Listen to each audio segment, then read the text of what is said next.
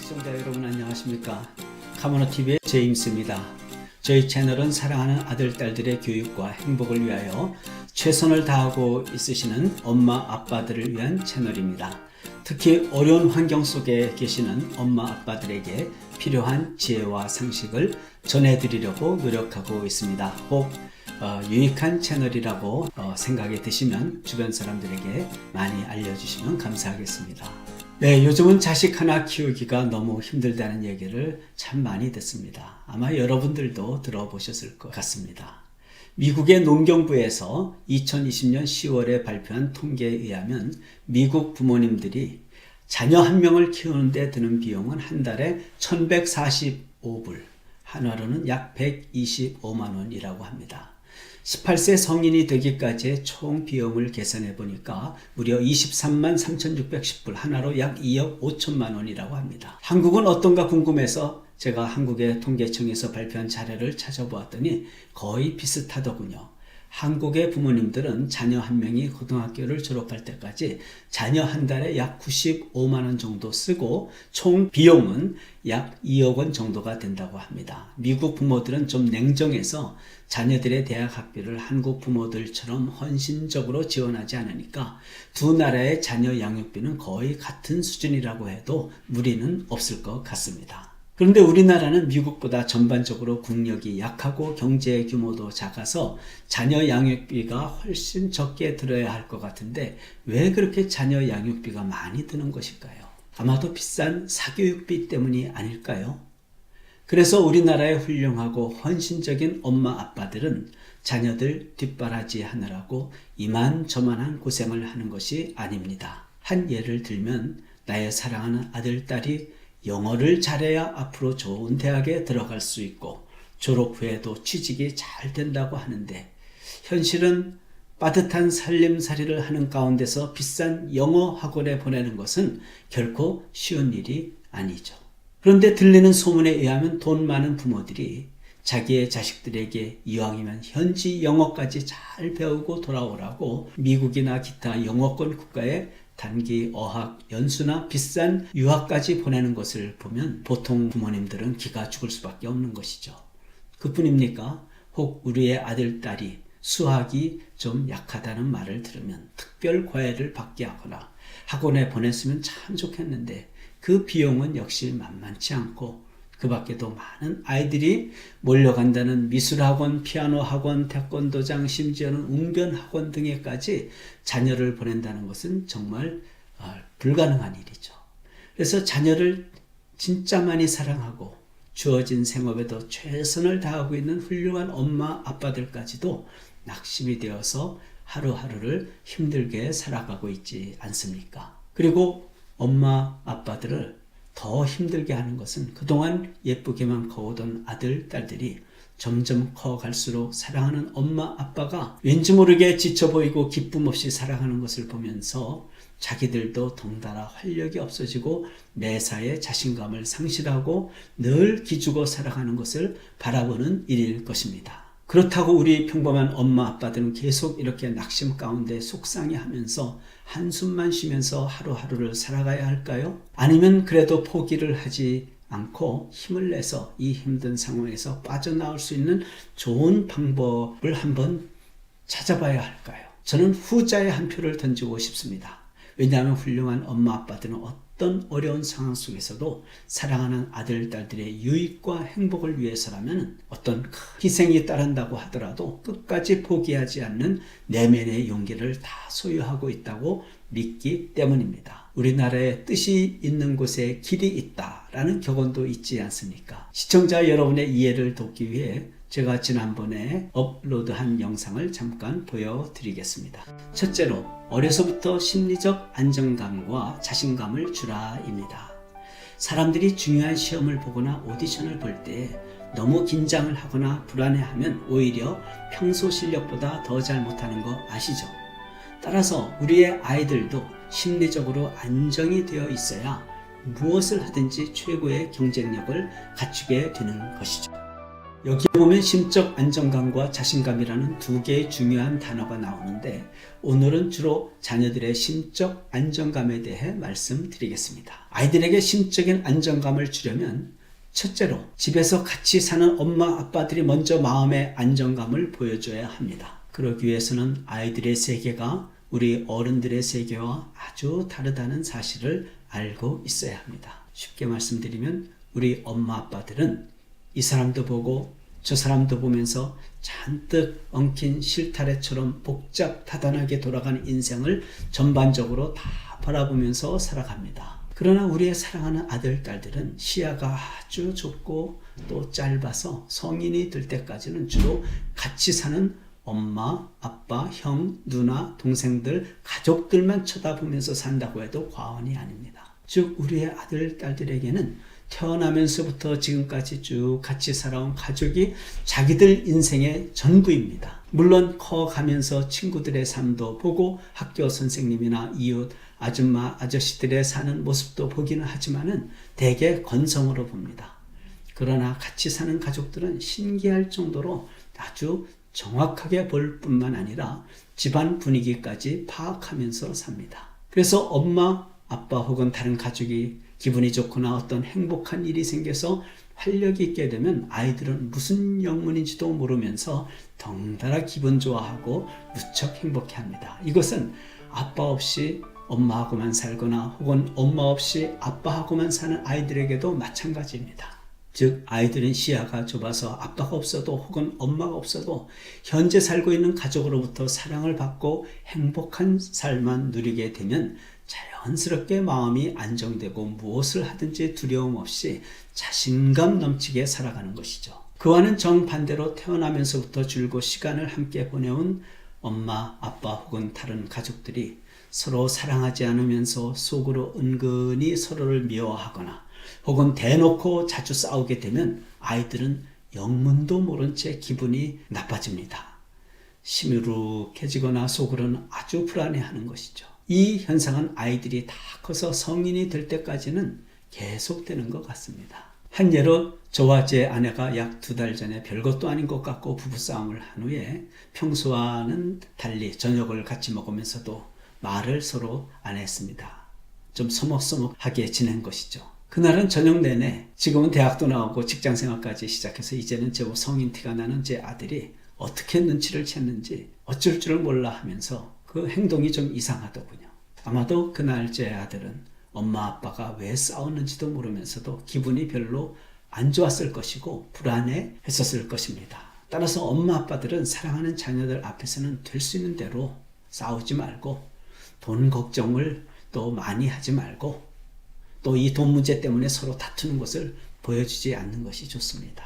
왜냐하면 아이들은 시야가 좁고 짧아서 단순히 돈이라는 이상한 물건 때문에 엄마 아빠가 늘 힘들어하고 서로 자주 싸우고 결국에는 나까지도 불행하게 살고 있다고 잘못 믿고 있기 때문입니다.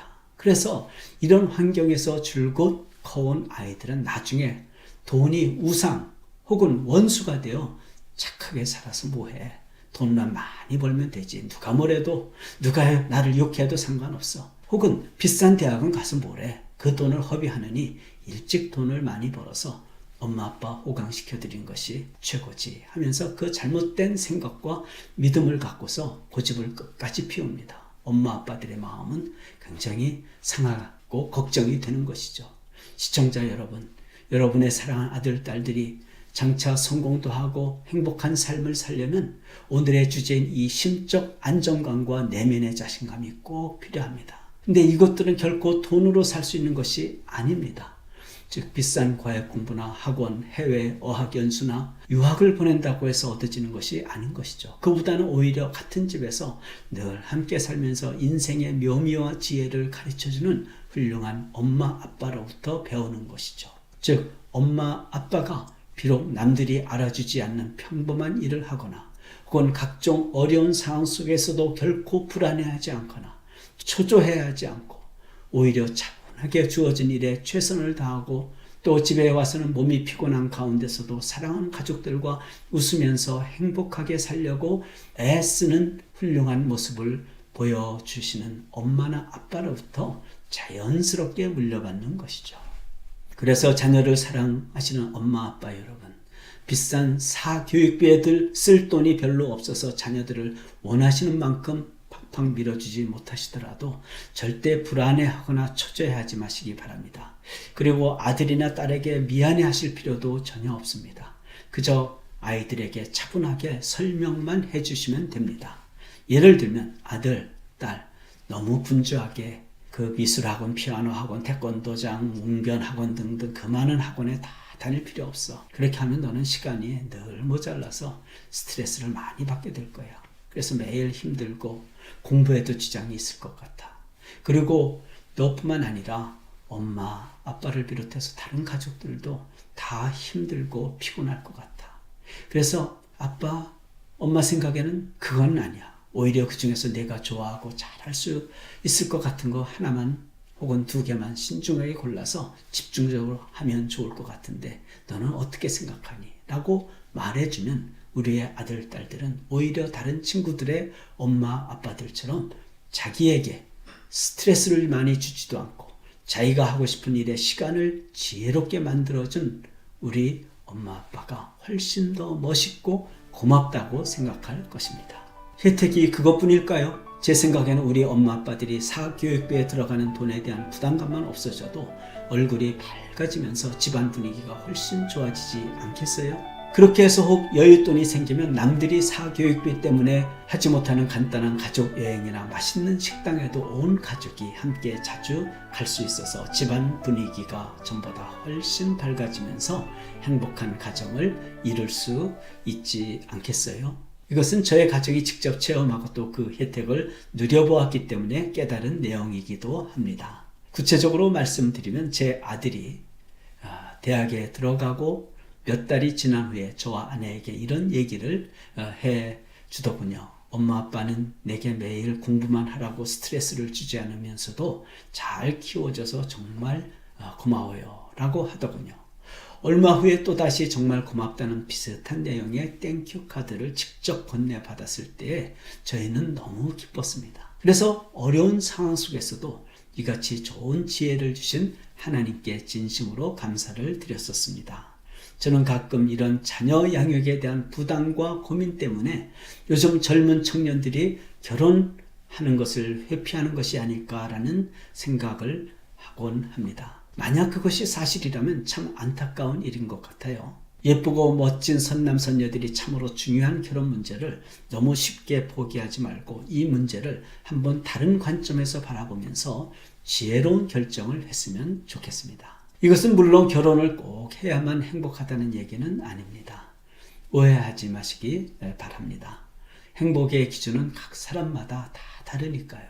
저는 다만 나중에 후회하는 일이 없었으면 좋겠다는 생각과 또 사랑하는 사람과 결혼을 해서 아들, 딸 낳아서 키우면서 아름다운 가정을 이루는 것도 참으로 행복한 길이라는 생각이 들었기 때문입니다. 어쨌든 우리 모두 사랑하는 아들, 딸들을 위해 비록 돈이 많지 않더라도 너무 불안초조해하지 말고 하루하루를 성실하고 자신있게 웃으며 살아가십시다.